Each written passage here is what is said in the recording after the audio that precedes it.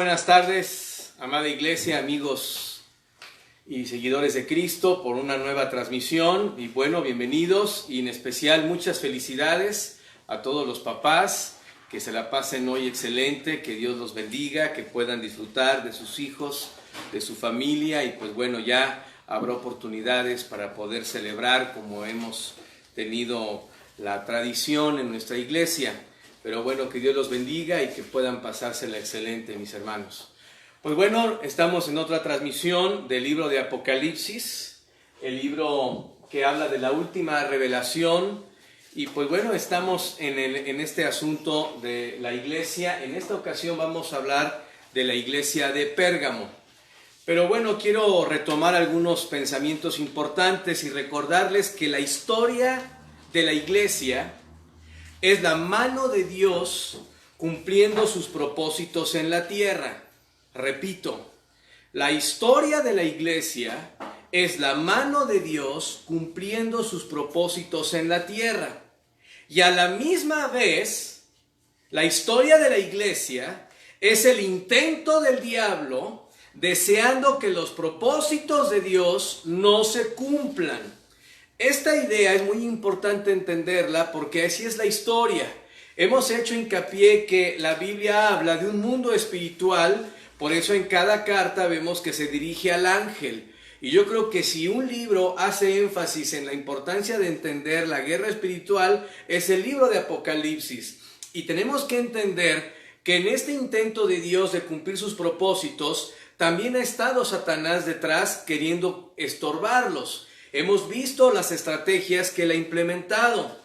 Y bueno, algo que quiero empezar a decir como un fundamento en esta nueva etapa de la historia de la iglesia, que es la iglesia de Pérgamo, quiero que entendamos y en verdad quiero animarles a que sustentemos cada palabra que yo diga, que no venga en la Biblia, la eliminemos y sustentemos nuestras decisiones y nuestra aceptación de lo que digo basado en la Biblia. La Biblia nos dice en Romanos 10:17, así que la fe es por el oír. Así que la fe es por el oír y el oír por la palabra de Dios. Entonces la Biblia nos dice que la forma en que nuestra fe en verdad es real y es alimentada es cuando tomamos la palabra de Dios y la creemos. Entonces, quiero que entendamos eso. Ahora, leer Apocalipsis capítulo 2 y capítulo 3 no es más que leer la profecía cumplida. Esto es muy importante. Cuando estamos leyendo Apocalipsis 2 y 3, estamos leyendo profecía cumplida. ¿Por qué? Porque hablábamos que Juan fue traspuesto al futuro después de la historia de la iglesia. Entonces, lo que él escribió son las cosas que ha visto. Y esto es muy importante porque lo que yo quiero demostrar es que la Biblia nos da el esquema de la historia de la iglesia, pero lo confirma con la historia comprobada. Entonces, para mí es muy importante animarles a que vean el testimonio de la Biblia y la confirmación en el cumplimiento de la historia. Me es impactante ver cómo estas 7 etapas que describe Dios en el libro de Apocalipsis capítulo 2 y 3 de la iglesia se han cumplido al pie de la letra. También me edifica cómo encaja perfectamente cada descripción de los eventos que se han visto en estos 2000 años de la historia de la cristiandad. Ahora, quiero desde este momento decirles que en ningún momento, sobre todo por lo que vamos a ver en el testimonio de la historia y lo que Dios revela a través de sus ojos de lo que está pasando, en ningún momento es mi intención ofender a nadie. Voy a dar datos históricos y voy a ver cómo encajan perfectamente con lo que el Señor describe aquí en su palabra. Y es mi oración que el testimonio de la historia, cotejado con la veracidad de la Biblia, sea usado por el Espíritu Santo para traer certeza a tu corazón de la verdad del Evangelio. Ese es todo mi interés, que podamos ver la palabra de Dios y la historia como un testimonio de lo que Dios quiere que nosotros aprendamos para crecer y, como decía el texto, como dice el texto, para ver que la fe viene por el oír y el oír por la palabra de Dios. Así que hoy vamos a empezar a estudiar. Vamos a empezar a estudiar Pérgamo, la iglesia que se casó con el mundo. Es la tercera etapa de la historia de la iglesia y ya vamos a entrar a esta que se llama Pérgamo, la iglesia que se casó con el mundo, y como siempre ha pasado a través de la reflexión bíblica, vamos a ver por qué se titula así. Padre bendito, Dios todopoderoso, como siempre, anhelamos que seas tú y solo tú quien tomes la Biblia por el poder de tu Espíritu Santo y siembres la verdad en nuestros corazones. Yo te suplico, Dios, que cualquier opinión personal que no tenga nada que ver con la historia real o con la verdad de la Biblia, lo elimines y solo quede sembrado en el corazón la verdad que tú quieres. Tú y solo tú eres el único quien puede sembrar la verdad. Y por eso en esta tarde te suplico, te ruego, te imploro que seas tú, Dios, quien siembres la verdad en los corazones. Te lo pedimos en el nombre precioso de Jesucristo. Amén.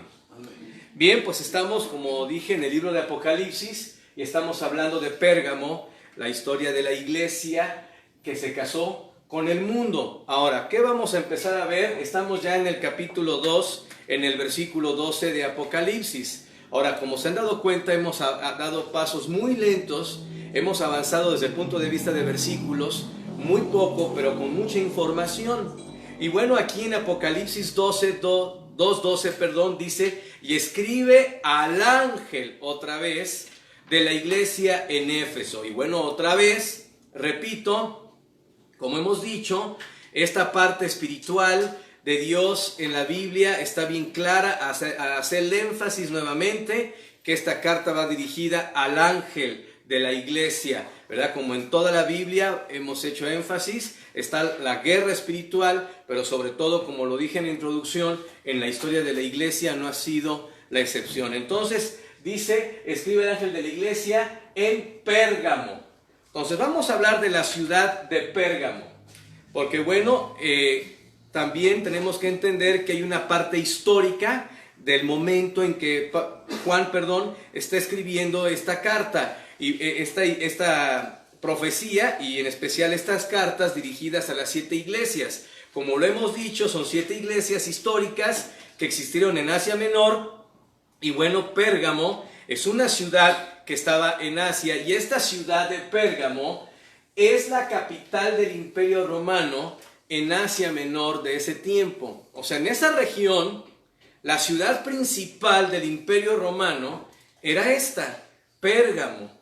Y bueno, es una ciudad que llegó a tener 60,000 habitantes. Ahora, para nosotros, pues bueno, puede ser muy poco, porque yo creo que una colonia o 2 colonias de una gran delegación quizás tienen este número de personas, pero para ese tiempo era una gran metrópoli. Ahora, era tan importante esta ciudad que contaba con el teatro más grande, con capacidad de hasta 100,000 espectadores. Y dicen los historiadores que inclusive la inclinación las más impresionantes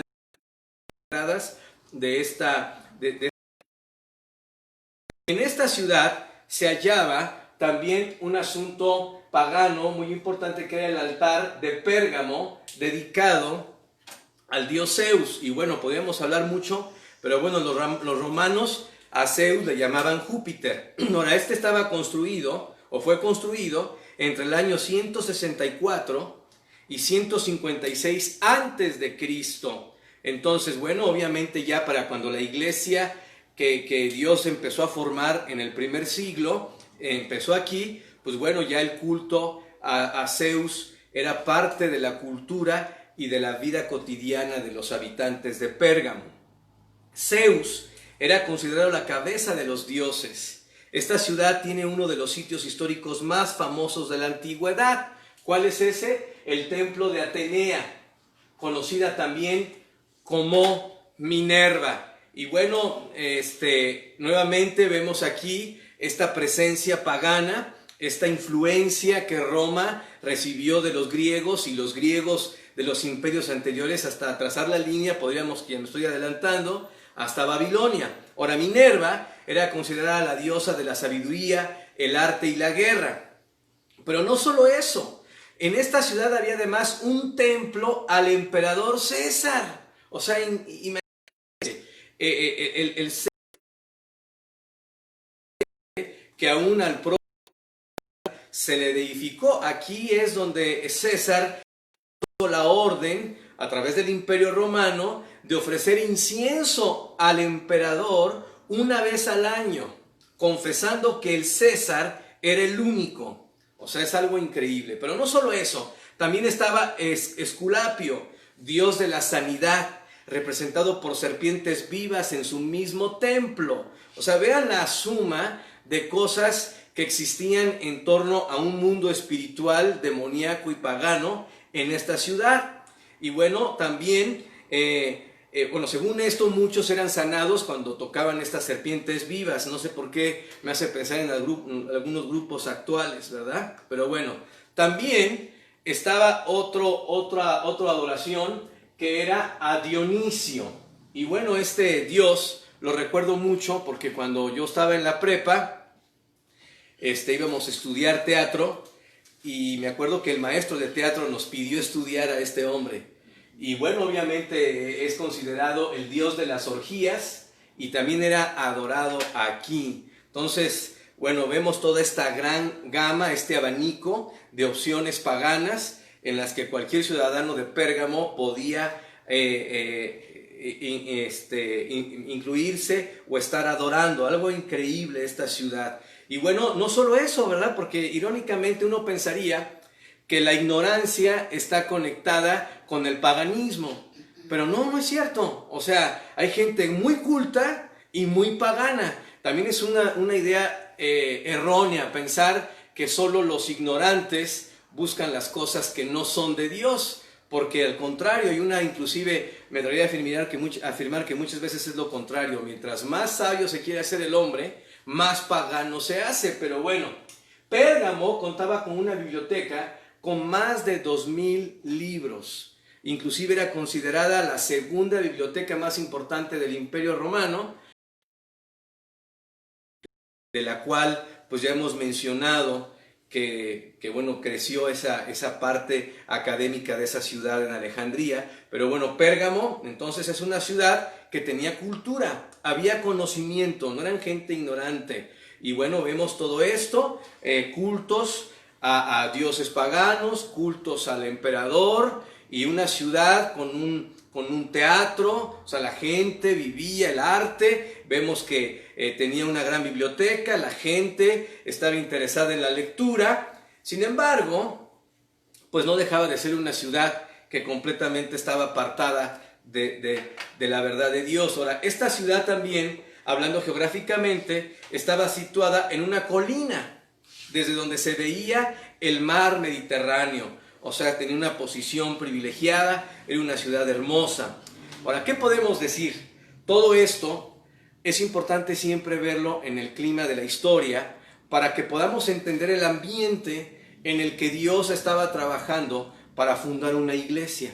Así que, en resumen, ¿qué podemos decir de Pérgamo como ciudad? Bueno, Pérgamo era lo que hoy es una ciudad moderna, ¿sí? ¿Por qué lo digo? Porque había cultura, había educación, pero con mucha inmoralidad y paganismo, muy semejante a lo que vivimos hoy en las grandes ciudades, en las grandes urbes. Y bueno, es en este clima, mis hermanos, es en este ambiente que el Evangelio está siendo sembrado por el poder del Espíritu Santo.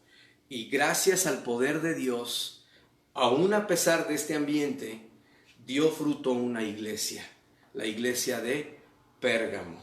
Y esto es muy importante porque para nosotros, cuando estudiamos el clima religioso, político de Éfeso y ahora de esta ciudad de Pérgamo, pues nosotros no podemos poner pretextos para decir que no se puede seguir predicando y sembrando el Evangelio, diciendo que la gente es incrédula, que la gente es dura, porque no es cierto. Siempre hay gente receptiva, siempre hay gente dispuesta a escuchar la verdad de Dios. Y creo que hoy, más que nunca de nuestro tiempo, Dios está usando la crisis de salud en el mundo para llevar al hombre a reflexionar sobre la muerte y la relevancia de la vida después de morir. Y creo que nosotros como cristianos, como miembros del cuerpo de Cristo, debemos de tener un corazón receptivo para buscar a aquellas personas que aún en un ambiente de incredulidad, de un crecimiento exponencial del ateísmo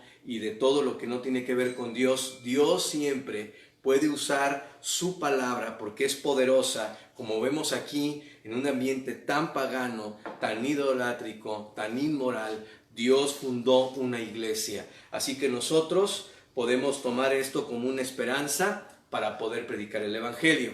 Bueno, después de entender el clima histórico y de ver cómo Dios pudo hacer su obra con su poder en esta ciudad, vamos a hablar ahora sí de lo que nos va a ocupar gran parte de nuestra reflexión, no solo hoy, sino en las siguientes transmisiones. Vamos a hablar de la iglesia de Pérgamo.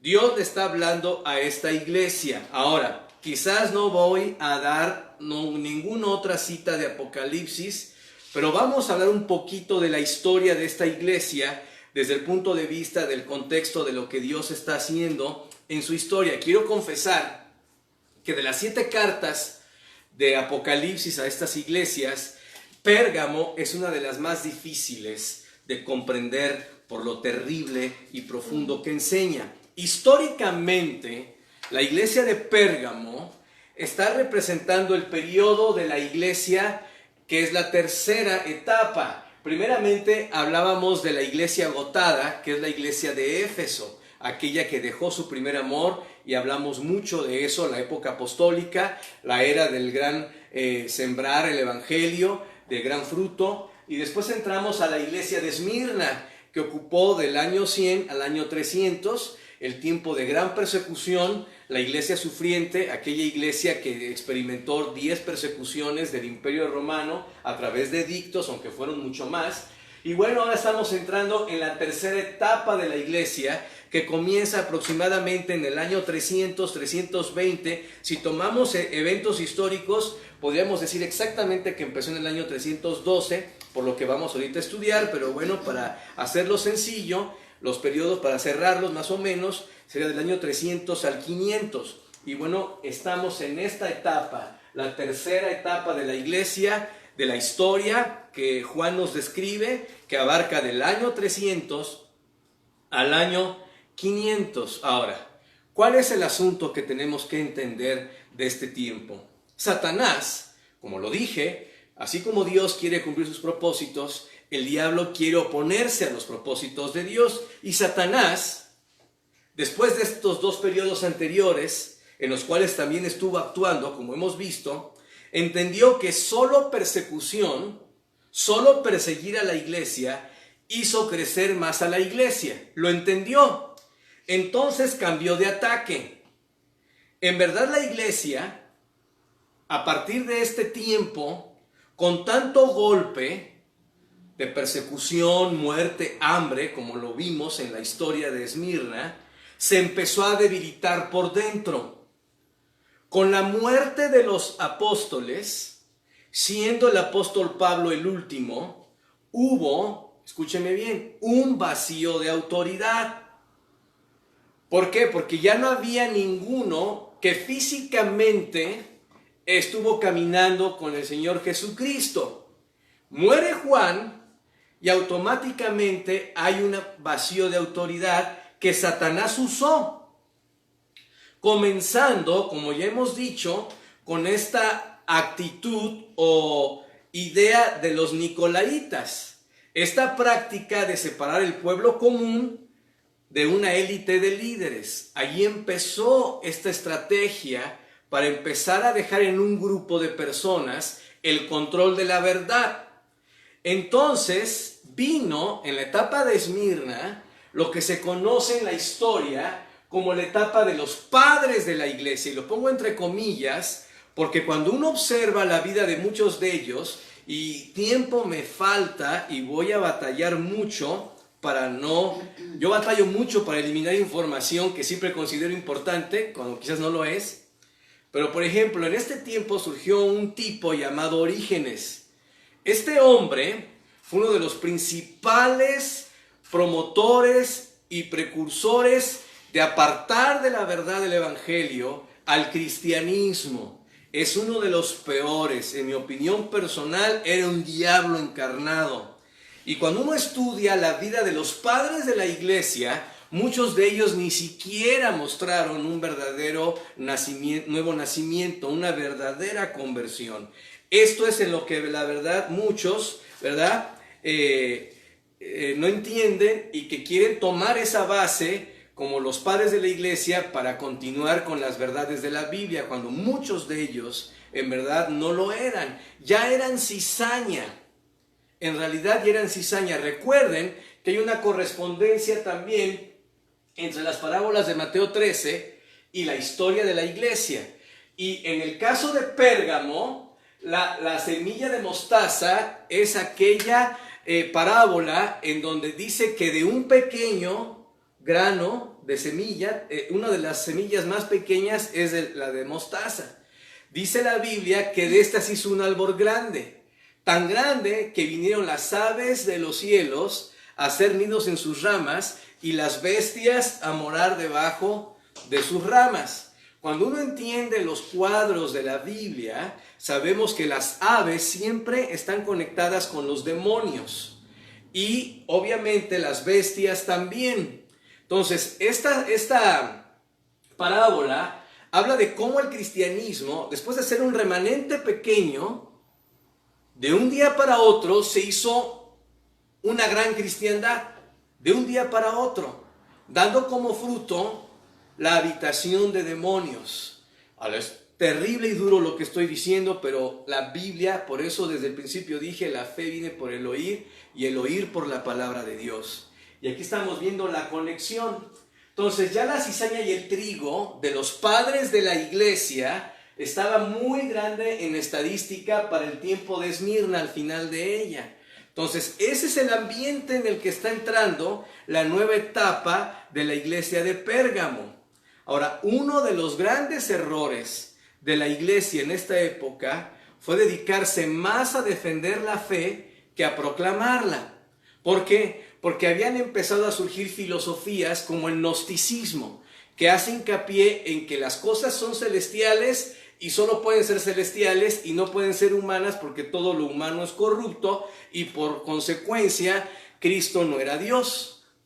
Porque o era Dios o era hombre, pero no puede ser los dos. Empezó el gnosticismo, por eso el apóstol Juan fue usado por Dios para escribir el libro de Juan, el Evangelio, para dejar clara esta postura. Pero bueno, entró también el montanismo, que era el énfasis en las emociones, entró también el clericismo, que es el énfasis en el nicolaísmo, y entró también el ritualismo, que es el énfasis en cuestiones de rituales y todo eso. Estas cuatro filosofías empezaron a aumentar en este tiempo, y los cristianos, en lugar de proclamar el Evangelio, empezaron a querer defender el Evangelio, y eso afectó, y eso nos ayuda a nosotros a entender que no estamos aquí en la tierra, mis hermanos, como iglesia, para estar atacando y defendiendo la fe. Estamos para proclamar la fe. Lo que estamos haciendo ahorita es entender la historia de cómo empezó esta guerra espiritual.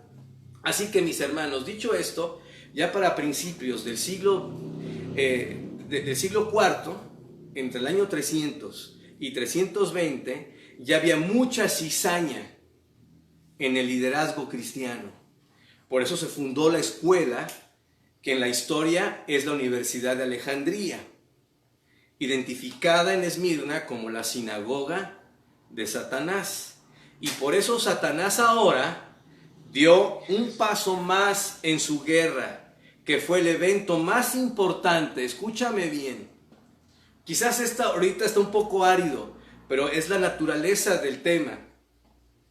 Después de que Satanás inició su escuela y empezó a infiltrar la cizaña, Ya para este tiempo, al principios del cuarto siglo, el año 300, 320, ya la iglesia estaba en una etapa bastante difícil. Y Satanás dio un paso en esta guerra, que fue el evento más importante en los últimos 2000 años, hablando de la historia de la cristiandad. ¿Y cuál fue ese paso que usó Satanás para empoderarse de esta estrategia para estorbar a los propósitos de Dios? La supuesta conversión del emperador Constantino. La supuesta conversión del emperador Constantino el Grande. Este paso, mis hermanos, amigos, fue un paso determinante para la historia del cristianismo. No ha habido evento más importante, hablando de la cristiandad, en esta guerra, que este paso en donde aparentemente el emperador romano, aquella institución, aquella figura que por 10 decretos mató cristianos, ahora se ha convertido al evangelio. Lo que estamos viendo es un cambio de estrategia de Satanás. Veíamos que Satanás tiene dos formas de atacar, como león rugiente, hablando de devorar, de atacar, de matar, de destruir, como lo hizo con el Imperio Romano y los decretos de persecución. Pero otra que ha sido más eficaz es como ángel de luz, que es infiltrarse como un verdadero cristiano cuando no lo es. Y en este caso sucedió de una forma tan eficaz, usando un nombre clave de la historia como el emperador. Así que por eso es que esta etapa de la iglesia se llama Pérgamo, porque Pérgamo significa mucho matrimonio, lo cual, hablando de esto de mucho matrimonio, implica unión. Y eso fue lo que pasó con esta iglesia de Pérgamo.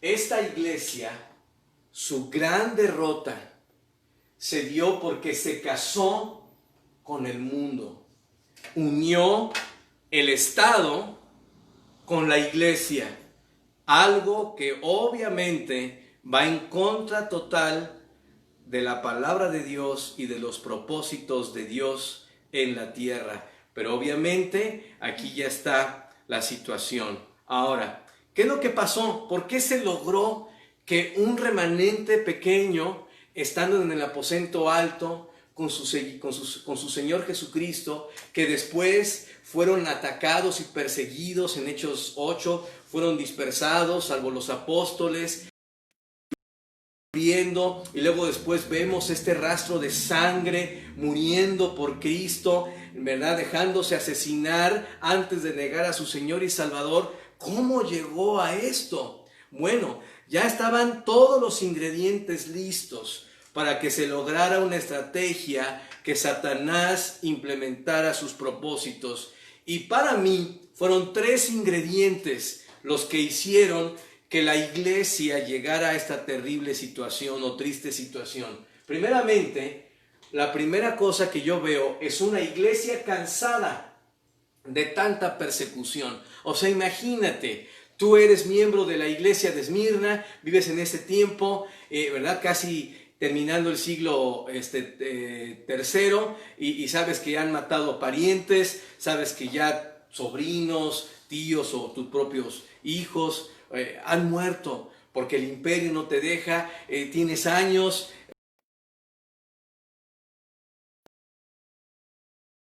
que te maten, y de repente de la noche a la mañana te dicen que ya no es delito ser cristiano. Pues yo creo que cualquiera de nosotros, cualquier cristiano sincero, lo vería con buenos ojos. Jamás dirías, no, es una conspiración, el diablo nos quiere seducir. No, obviamente era algo natural. Amén, Señor, oración contestada, ya nos dieron libertad de culto. Entonces obviamente había ya una iglesia cansada de tanta muerte. Segundo, como ya lo dije, un supuesto liderazgo. los padres de la iglesia, que muchos, como digo, y lo repetiré varias veces, ni nacidos de nuevo eran, que lo que hacían era apartarse cada vez, lo que hacía cada vez más de la palabra escrita, porque eso es lo que fue pasando. Cada vez más empezaron con sus blasfemias y herejías. Hablando de Orígenes, por ejemplo, este tipo afirmaba que el Antiguo Testamento no era verdadero, que todo era simbólico y por tal motivo no era autoridad para seguirlo. O sea, algo increíble. Él es el padre de la alegoría. Todo lo alegorizó, todo era para él todo era símbolo, todo, ¿verdad? Si la Biblia habla de camellos, por ejemplo, en Génesis 24, decía que cada pelo del camello de su nariz era símbolo de esto, y o sea, puras locuras que uno pudiera leer en sus escritos. Dice, y también, primeramente, una iglesia cansada; segundo, un liderazgo apartándose de la verdad; y tercero, un imperio en decadencia que quería sobrevivir, y que la forma en que lo logró fue tomándose de aquel movimiento que aún en medio de tanta persecución, como hemos dicho, ya había crecido, se había dispersado por todo el imperio romano.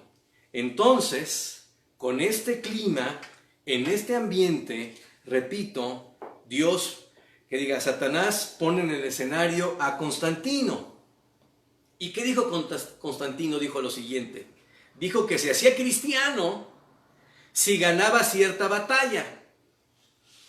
Y él, en esto, dijo ver una estrella en el cielo con una inscripción. Constantino el Grande, algo importante de su vida, adoraba al dios Sol, al dios Apolo. Y él, el 26 de octubre del año 312, hay una batalla por el control del imperio. Y él, de cara al sol, volteando a ver al sol, porque él era adorador del sol, de cara al sol, él dice, ¿verdad? Lo siguiente: veo rayos negros que salen del sol. Y de repente él dice que oye una voz: Cristo, Cristo. Y ve en el cielo, fíjense, una cruz. Interesante, ve una cruz. Antes de este evento, para cualquier cristiano de la persecución, la cruz nunca fue un símbolo positivo, porque inclusive, como veíamos, emperadores romanos mataban a los burla de su Señor. Yo quisiera saber quién, cuando matan a un ser querido con una pistola, luego se cuelga la pistola aquí como recuerdo. Pero él dice que ve una cruz y con esta inscripción en medio. En la cruz ve las palabras: In hoc signo vinces. Eso dice que vio Constantino. Ahora, interesante, porque aquí ya quebrantó todos los principios bíblicos, hablando del montanismo, de estas cuestiones de emociones y visiones, y que yo vi, Dios me habló, que está totalmente en contra de lo que la Biblia dice, y que hoy ha proliferado tantos grupillos, ¿verdad? Perdón por usar esta palabra, me prometí no ofender, disculpen, pero tantos sectores de grupos religiosos que en el nombre de Cristo han vituperado su verdad, haciendo uso de las emociones y apelando a experiencias sobrenaturales como esta que el propio emperador romano dijo haber tenido. Entonces él en esta cruz vio esta frase: In hoc signo vinces. ¿Pero qué significa? En latín, traducido en nuestro idioma, viene del latín, traducido en nuestro idioma, es: por este signo vencerás. Increíble, ¿no? El paso tan grande que ha dado Satanás usando un emperador y de forma automática introduciendo también este símbolo como un símbolo cristiano. Y bueno, dice, por este signo vencerás. Y según él, según Constantino, eso lo hizo volverse cristiano. Y esa ocasión hace que todo su ejército sea bautizado en el río. Al día siguiente, el 27 de octubre, Constantino adquiere la victoria. Así que él vio la religión como un medio para unificar el imperio. Él entendió que este imperio dividido ahora necesitaba de unidad y usó la religión para lograrlo. Eso se ha repetido en la historia en otros personajes como Nabucodonosor y otro que hablaremos más adelante como Nimrod. Ahora, ¿qué podemos decir de Constantino?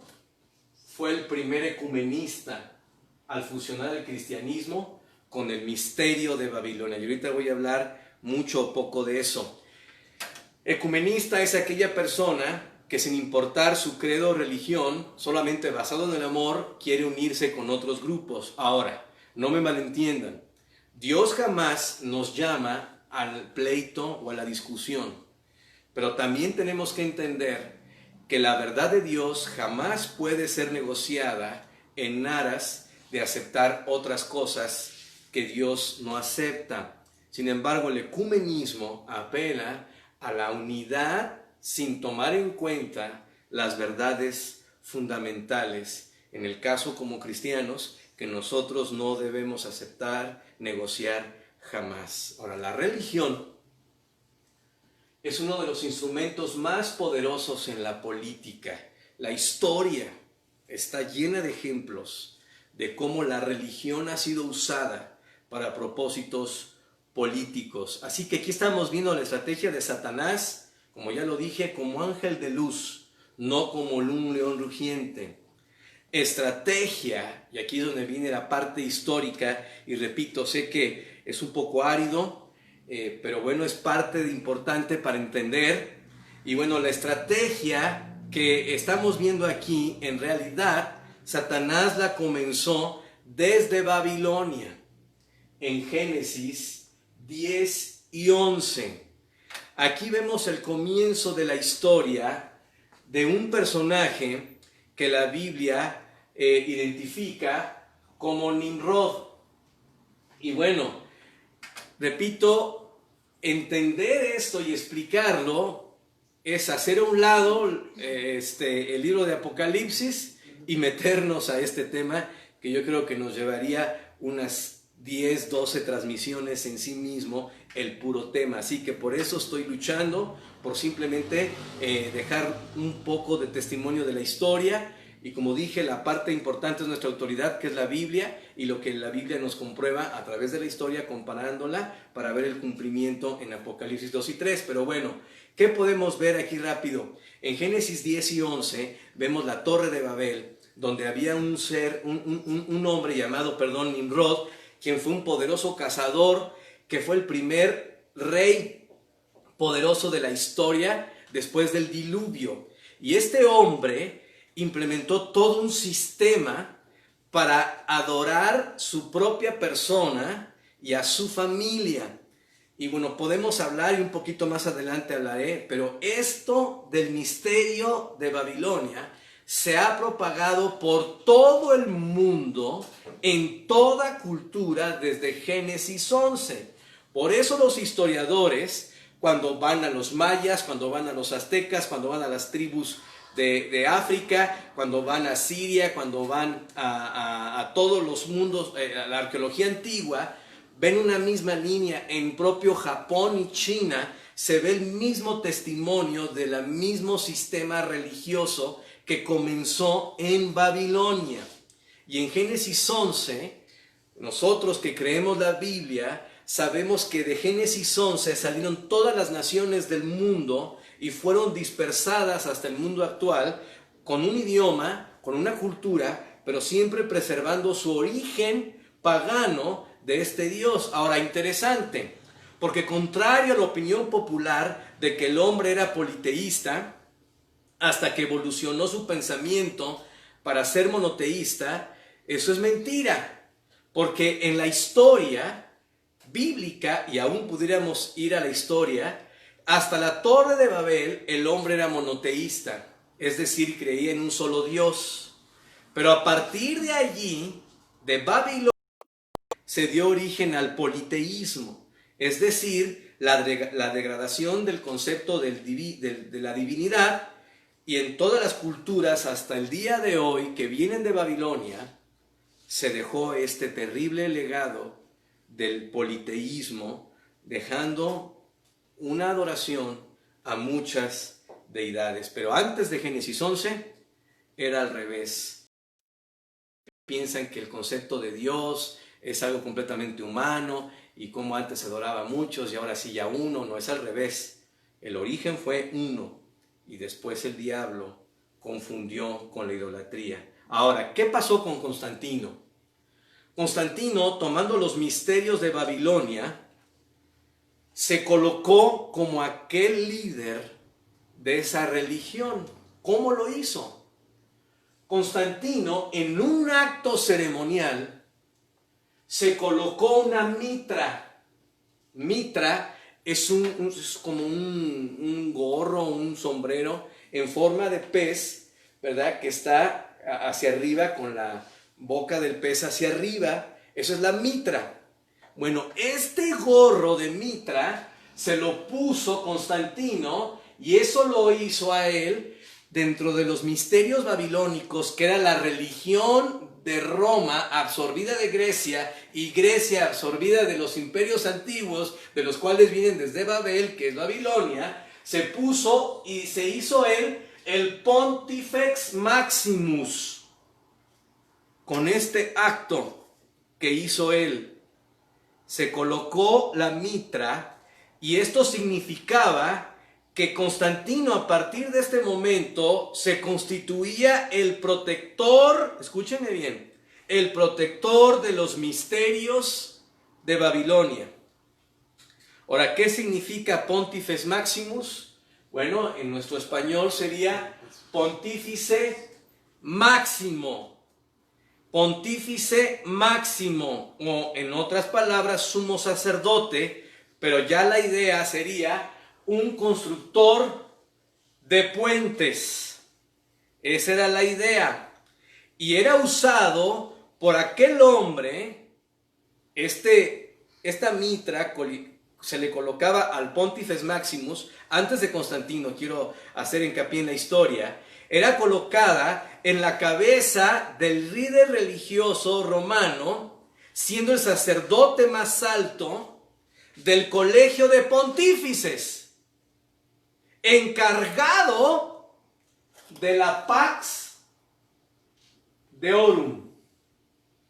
¿Qué significaba eso? ¿Cuál era su responsabilidad? La paz con los dioses. Era encargado de que el pueblo tuviera paz con los dioses. Esa era su función. Ahora, históricamente, hasta el año 254 después de Cristo, solo los patricios podían ser Pontifex Maximus. Y los patricios eran la clase alta del Imperio Romano, los plebeyos jamás. Pero a partir después de esa época ya hubo eso, nadie podría atribuirse ese título. Entonces, cuando él se colocó esta mitra sobre su cabeza, Constantino lo que hizo fue dos acciones. Una, se colocó como aquel protector de los misterios de Babilonia, pero según él, como el líder de la cristiandad. Una tragedia, mis queridos hermanos, amigos. Con este acto estaba uniendo así los misterios de Babilonia con el cristianismo.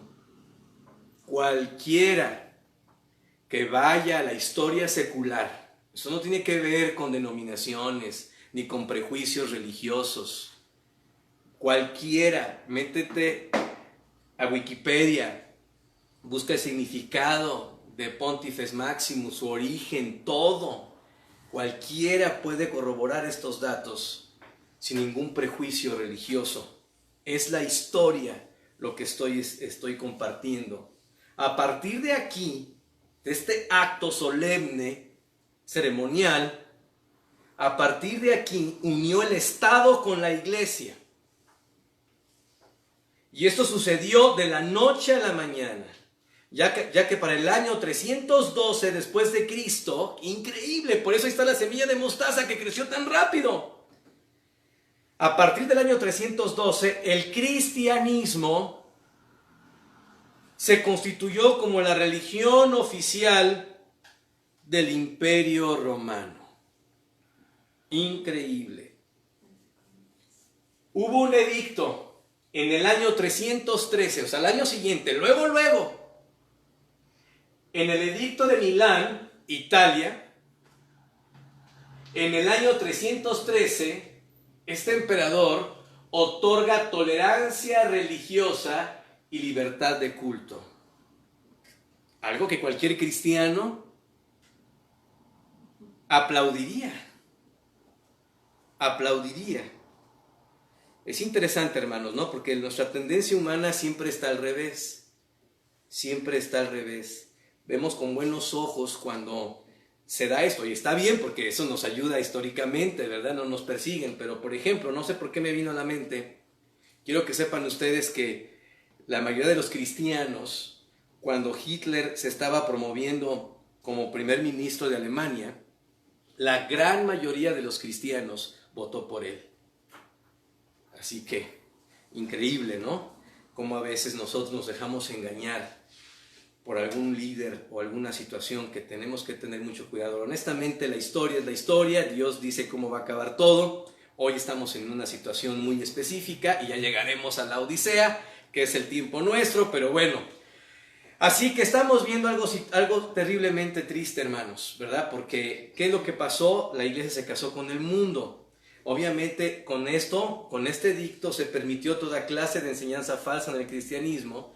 Y bueno, Dios condena a casarse con el mundo. Santiago 4 dice, oh almas adúlteras, ¿no sabéis que la amistad del mundo es enemistad contra Dios? Ahora, no estamos diciendo que tenemos que apartarnos de la gente,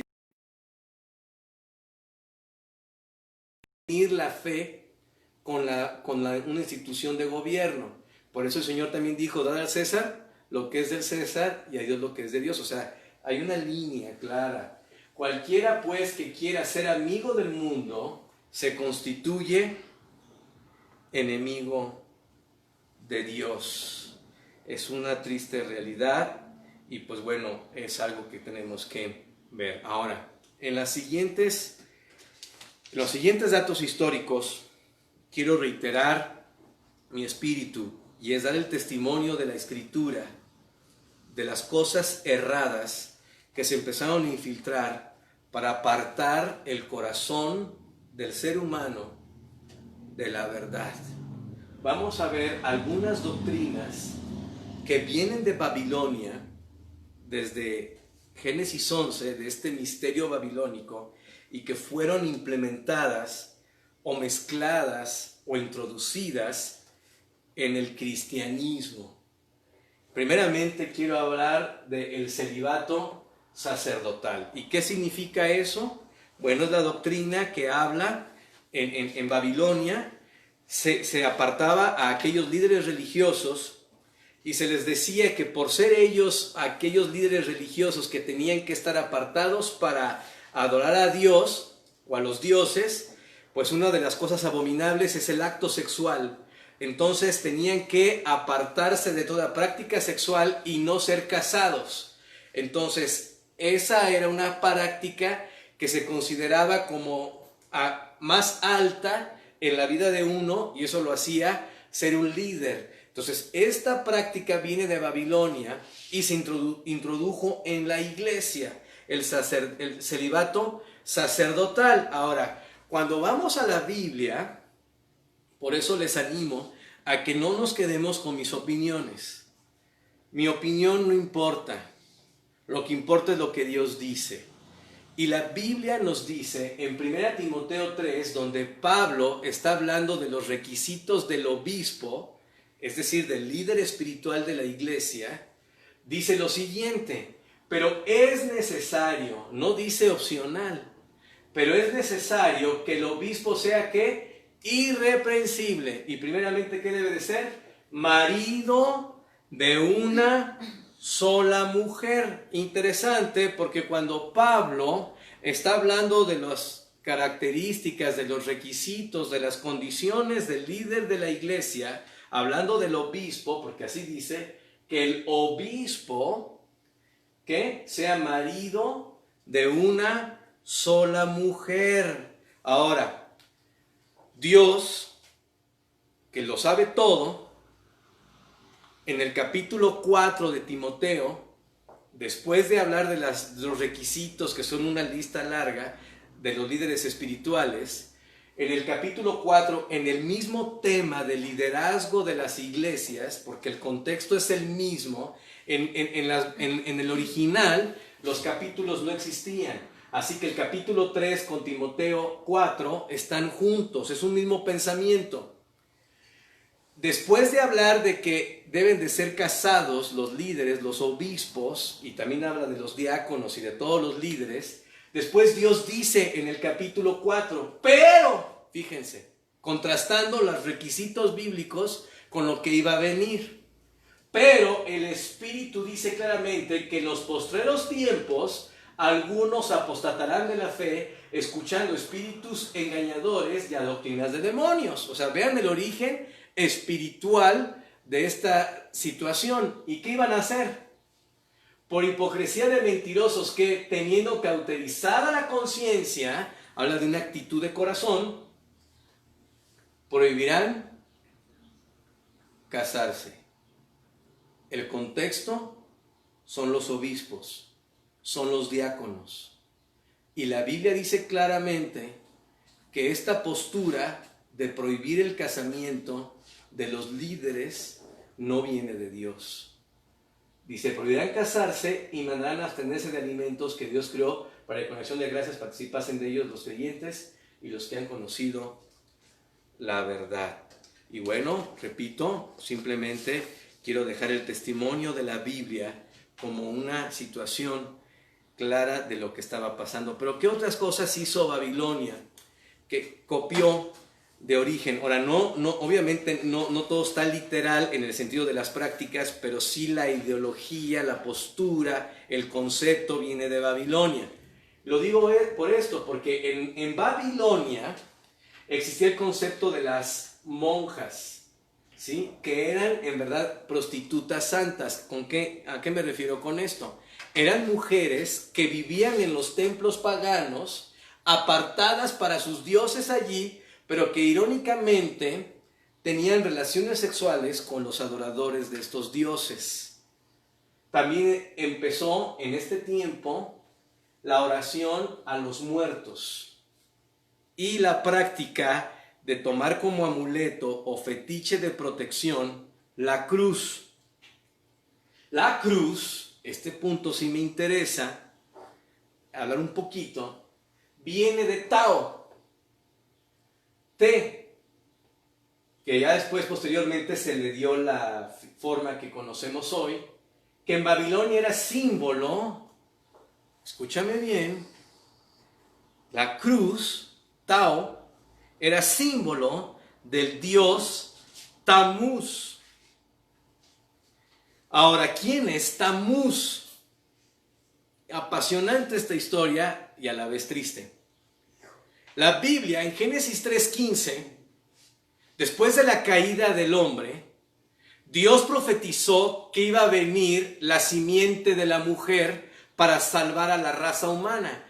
La simiente de la mujer no es otra persona que Jesucristo, es decir, un niño nacido, concebido virginalmente, ¿sí? Él es Cristo, es la simiente de la mujer. Sin embargo, Satanás estaba presente ese día cuando escuchó el nacimiento de la simiente de la mujer.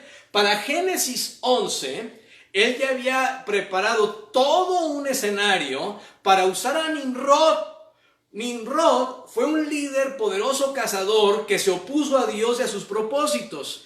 Él fue un hombre que adquirió muchos adeptos por proteger a la gente de los animales salvajes y los organizó como reino. Después de eso, él muere violentamente, pero estaba casado con una mujer igual de perversa o más que él, llamada Semiramis. Semiramis, cuando muere su esposo, ella ya era reina y obviamente no quería perder todos los privilegios que conllevaban el mismo imperio. Ella dice que su hijo Tamuz fue concebido por el Espíritu Santo o por los dioses, cuando en realidad se cree en la historia que inclusive ella había quedado embarazada después de la muerte de su marido. Sin embargo, ella dice que su hijo Tamuz es la misma resurrección de su esposo Nimrod, pero que fue concebido milagrosamente, dando como origen el culto a la diosa madre Semiramis junto con su hijo Tamuz. Y tiempo falta, mis queridos hermanos, amigos, para poder demostrar con testimonios arqueológicos de este culto de Tamuz y Semiramis unidos los dos en una misma adoración. Ahora, curiosamente, la tradición babilónica dice que Tamuz nació de una virgen el 25 de diciembre. Según la tradición babilónica, fue concebido por un rayo del sol, dando así como cumplimiento de Génesis 3:15. Y su madre Semiramis lo lloró por 40 días, porque según esto un jabalí salvaje lo mató. Así que aquí vemos el origen de la cruz, del culto a la diosa madre con su hijo. Por eso después, en el año 337, después de Cristo, da inicio la intercesión a través de santos. Y ya para el año 431, la adoración a María. En el año 500, el sacerdote comienza a usar ropa diferente para distinguirse de los laicos. Y para el año 593 dio principio la doctrina del purgatorio. Así que bueno, vemos aquí toda esta situación que se estaba dando en este cambio tan terrible, viniendo como resultado de este sincretismo, de esta mezcla entre la religión cristiana y los misterios babilónicos. Ahora, como resumen, la composición del nuevo imperio, en esta composición del nuevo imperio existe ya una estructura política y religiosa unidas. Los puestos políticos, escúchame bien, se vuelven puestos religiosos y existen ciertas mezclas que hasta el día de hoy vemos ese testimonio. Los sacerdotes paganos se terminan convirtiendo sacerdotes cristianos.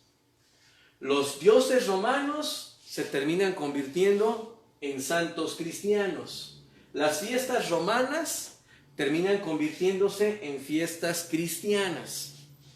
Y los rituales y doctrinas romanas se terminan convirtiendo en rituales cristianos. Y quiero terminar con el último ritual, uno de los más importantes que entender a la luz de la Biblia para que nosotros guardemos en nuestro corazón la verdad. Y repito, mi intención jamás ha sido ofender a nadie, sino al contrario, con amor, compartirles la verdad de la Biblia. Quédate con lo que dice la Biblia, no lo que yo digo.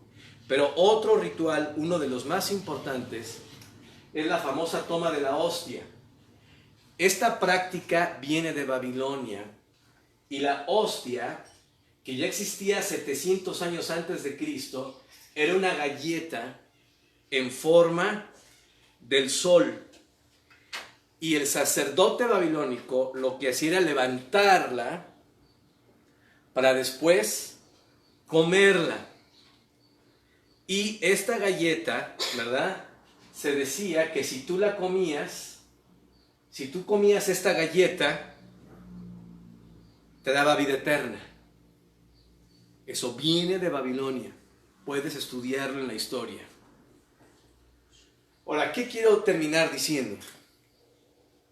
Hay una verdad muy importante que quiero dejar para conclusión en esta transmisión. Disculpen, yo sé que ha sido mucho tiempo, pero tengo que cerrar con esta verdad. La Biblia en Hebreos, capítulo 9, a partir del versículo 24, nos dice esta verdad. Dice esto de nuestro Señor Jesucristo: porque no entró Cristo en el santuario hecho de mano. O sea, no entró en el templo de Salomón, ni en el tabernáculo de Moisés, figura del verdadero, o sea, estos dos, el tabernáculo y el templo de Salomón, sino en el cielo mismo. Cristo no entró, ¿verdad?, en el santuario hecho de mano, sino en el cielo mismo. ¿Para qué? Para presentarse ahora por nosotros ante Dios. Es una verdad preciosa. Dice, y no para ofrecerse, ¿qué? Muchas veces, como Babilonia hacía. Como entra el sumo sacerdote en el lugar santísimo cada año con sangre ajena. Aquí está hablando del sumo sacerdote judío del Antiguo Testamento, que cada año entraba con sacrificio. Aquí dice que Cristo no entró para ofrecerse muchas veces. De otra manera, le hubiera sido necesario padecer, ¿qué? Muchas veces desde el principio del mundo. Pero ahora, en la consumación de los siglos, fíjense bien, se presentó, ¿qué?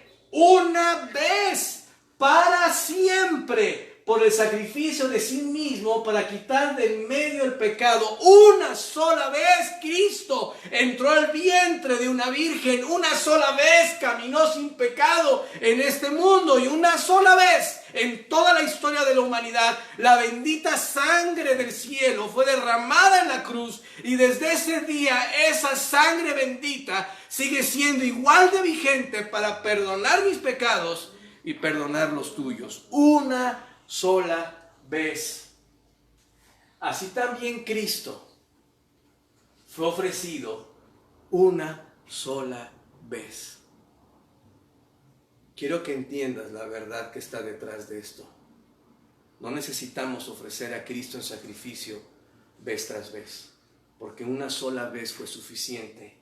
Una sola vez fue ofrecido para llevar los pecados de muchos, y aparecerá por segunda vez. Esa es la promesa que tenemos, sin relación con el pecado, para salvar a los que le esperan. Así que, mis amados hermanos, amigos, Jesucristo es suficiente. Y su sangre derramada en la cruz hace 2000 años es suficiente. Y como dije en la introducción, en ningún momento es mi intención cuestionar la fe sincera de alguno de ustedes, mis amigos.